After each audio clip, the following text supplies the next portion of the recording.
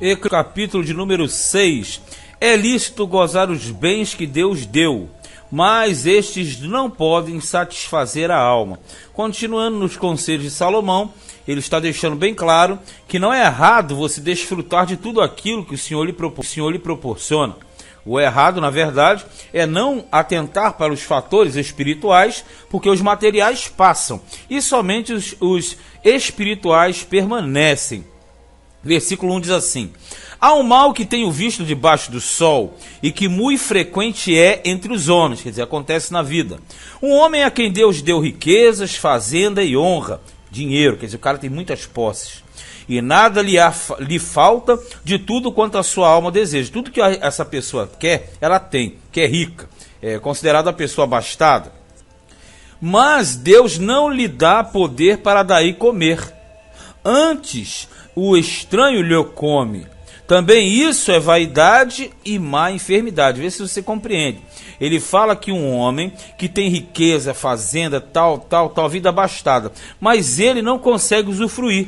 Outros usufruem daquilo. Porque você pode falar, por quê? Porque às vezes ele tem a condição, mas tem uma má enfermidade, tem um problema sério de saúde, às vezes não consegue desenvolver e nem desfrutar daquilo que possui. Por isso que ele fala, mas outros vêm e desfrutam daquilo. Versículo 3, ó. Se o homem gerar 100 filhos e viver muitos anos, e os dias dos seus anos forem muitos, e se sua alma se não fartar de fazer o bem, e além disso não tiver um enterro, digo que um aborto é melhor do que ele. Veja bem, aqui está dizendo o seguinte, no versículo 3. Um homem viveu muitos anos, gerou muitos filhos, 100 filhos, mas ele não praticou o bem, ele não fez coisas boas, e automaticamente tudo que ele fez foram coisas ruins.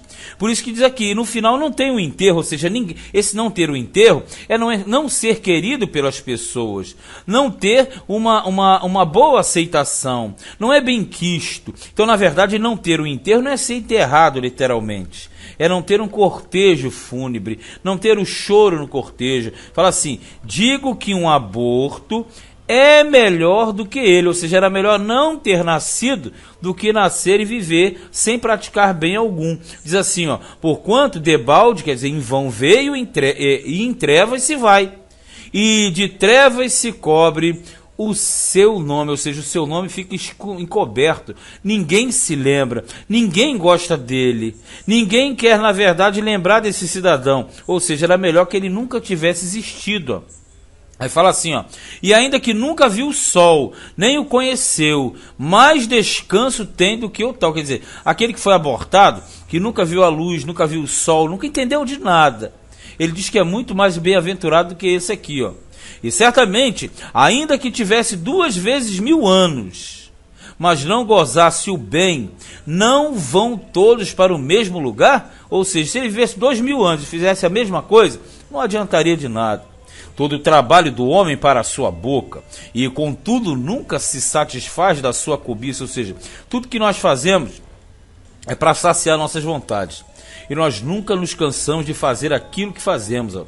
Porque que mais tem o sábio do que o tolo? Ele está falando uma visão holística, uma visão filosófica, porque em valores comuns o sábio tem mais intelectualidade do que o tolo. Mas ele nem é disso que ele está falando, não, ele está falando de vida humana, olha só.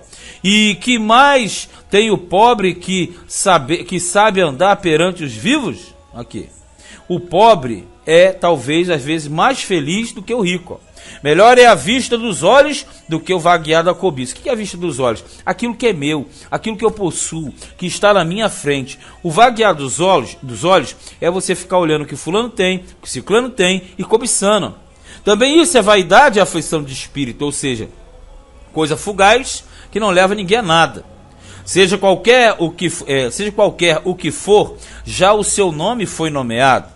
E sabe-se que é homem e que não pode contender com o que é mais forte do que ele. Aí ele quer dizer o seguinte, se qualquer que for, quem for a pessoa, nomeado, quer dizer, que foi credenciado na vida, ele não vai poder contender, porque aquele que o cria é maior do que ele, que no caso é Deus. 11. Sendo certo que há muitas coisas que aumentam a vaidade.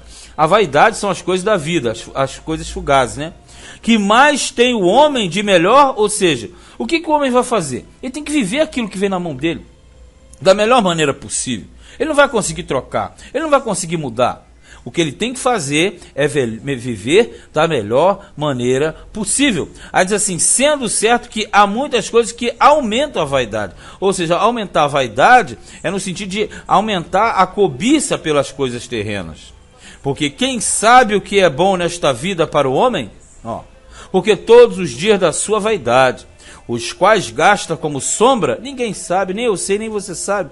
Nós pedimos coisas que nós mesmos não vamos querer na frente.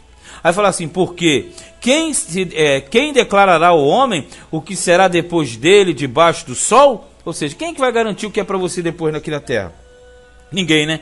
Então, na verdade, é melhor viver a vida da melhor maneira possível, sem transgredir contra ao Senhor. Pelo contrário, reconhecendo-o em todos os momentos, em todas as horas, em todos os nossos caminhos.